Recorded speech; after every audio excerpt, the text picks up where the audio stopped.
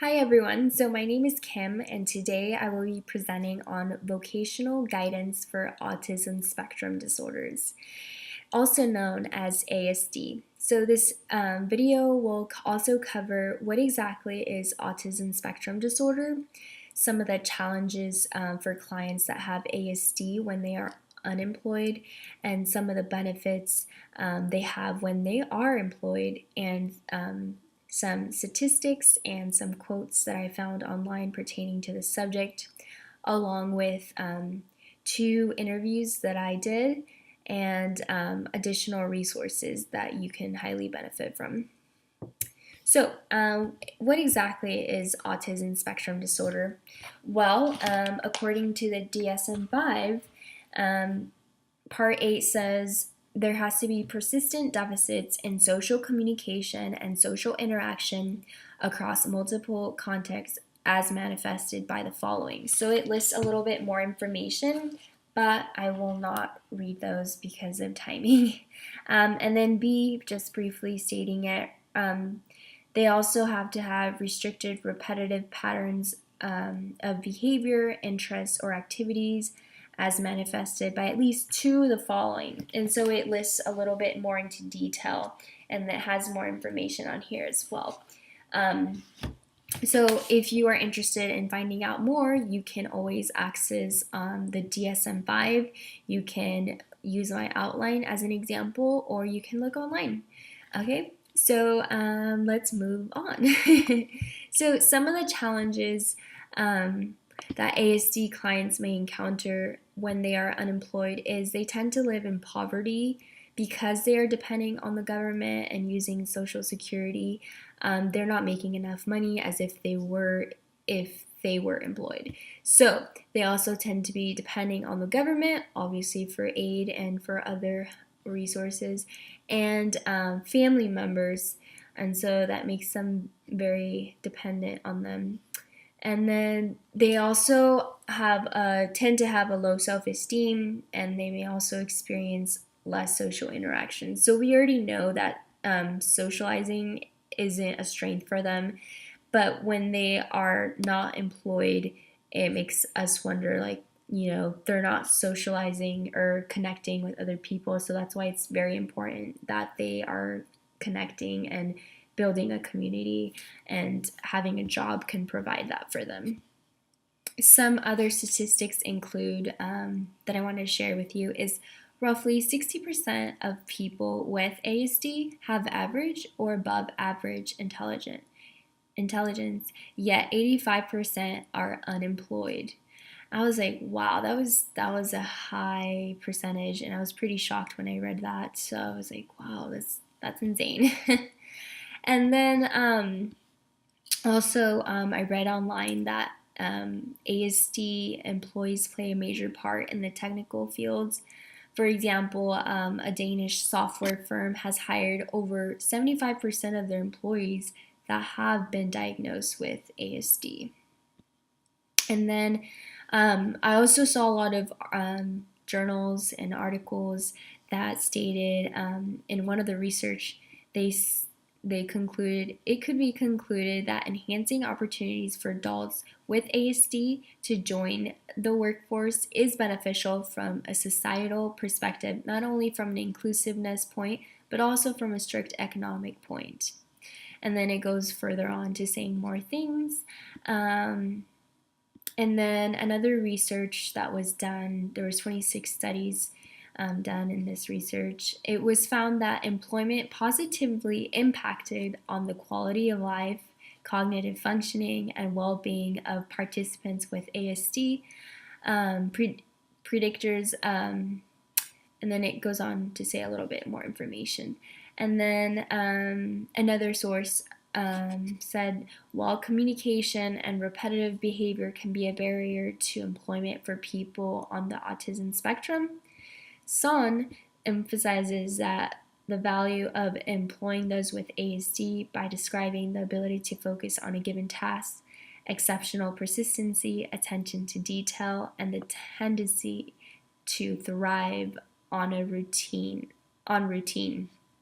And these skills are highly valuable for any employer. So those are just some amazing quotes and research that I discovered from this subject. Okay, and then, okay, so obviously they would benefit because they would have a higher income, they have more independence, they also increase their self-worth, their purpose, their self-esteem, they get to interact with others, which is building a community for them, and then they also have the opportunity to use their natural skills and talents. And then I have a lot of resources that you can access. So one of the resources that I discovered is Alta California Regional Center, also known as ACRC. And I first learned about them because I currently work with clients that have developmental disabilities, and our company works with Alta California Regional Center, and they have been super helpful for a lot of the clients that we work with. So their mission statement is to create partnerships to support all eligible individuals with developmental disabilities, children at risk, and their families in choosing services and supports through individual lifelong planning as a means to achieve healthy and productive lives in their communities. So, like I said, they have a lot of resources, and a wonderful thing is that they help clients obtain jobs by referring them to different companies, such as California Department of Rehabilitation, known as DOR. But going back to Alta California Regional Center, so for example, if a client is searching for a job, they're going to refer them out, but they're also going to provide resources. So say, for example, a client does have a job and they're limited on their funds, Alta California Regional Center can help provide some funds for the client to be able to use them for transportation to work. So I thought that was pretty cool. And then they obviously provide a lot more, and if you want more information, you can always access online, and I listed the website, so you can access that. And then going back to California Department of Rehabilitation, DOR works a lot with Alta, and DOR really helps assist people who have disabilities to obtain a job, increasing their independence. And then some of their services include career assessment and counseling, job search and interview skills, career education and training, assistive technology, and dependent living skills.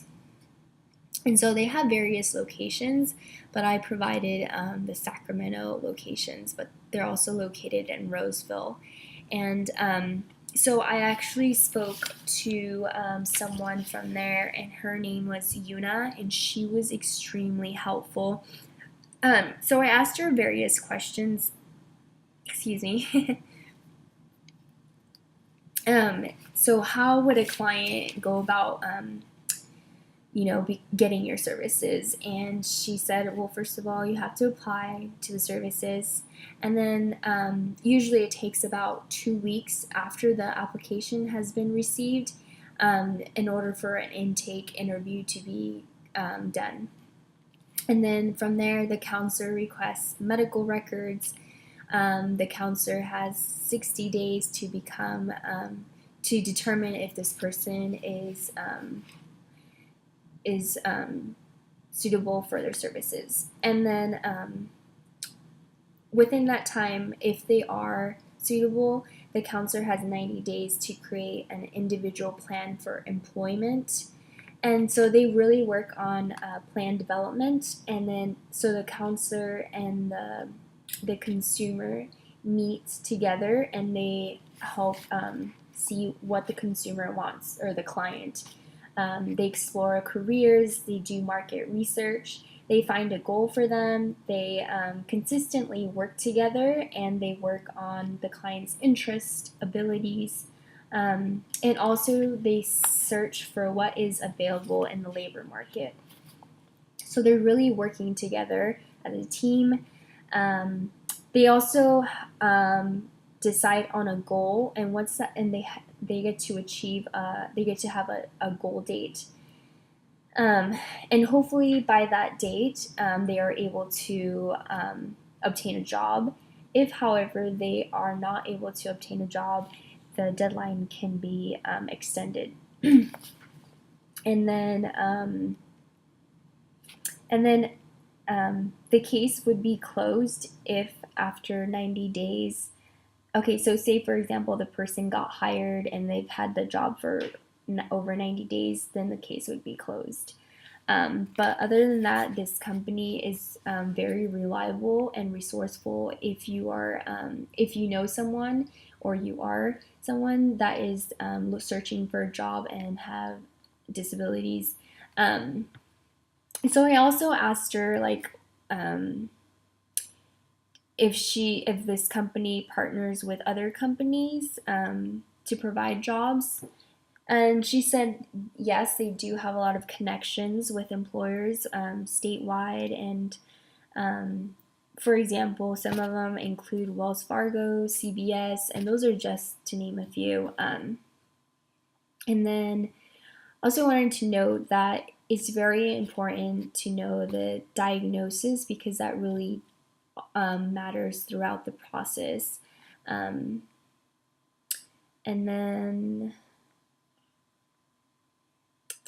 then I also asked her, like, what are some of the benefits that you've seen in clients once they have obtained a job?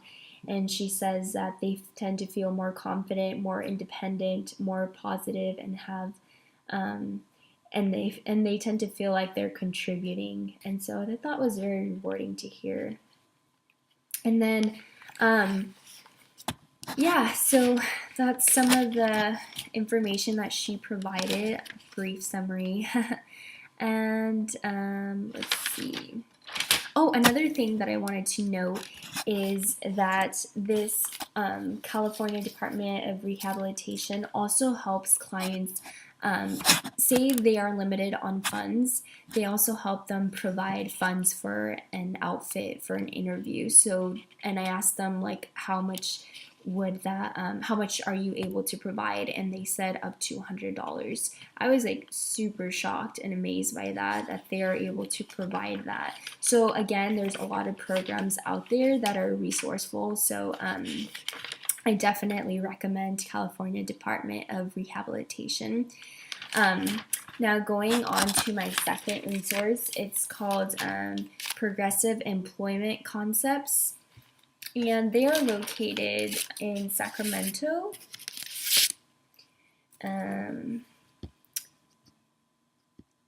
Citrus Heights. And so their mission is to provide opportunities for people with developmental disabilities which promote dignity, respect, and inclusion so that all lives and communities are enriched. And so this organization helps clients obtain jobs through the interviewing and discovery process based upon clients' skills, interests, and strengths. So again, I interviewed a couple people from there, and I spoke to Pam and another gentleman in that company, and they were super helpful. So I asked them like, what is the process of going through your company like in order to get a job? And they told me that 90% of clients come through the regional centers, so they have to be referred from them by a case manager. And usually the waiting list can be from 6 months up to a year.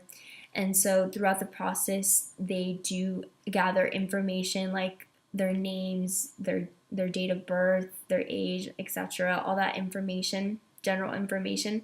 And then another step that they do is they contact, let's see, their teachers or mentors or family members to see what are their strengths, what are the clients' strengths. And they also interact with the clients on average they get to spend with them like 10 hours, and what they do is they assess them and they observe them to find out what are their strengths, interests, and skills. And so they work together as a team. I was given this, and here it is. This is what they use for the discovery process.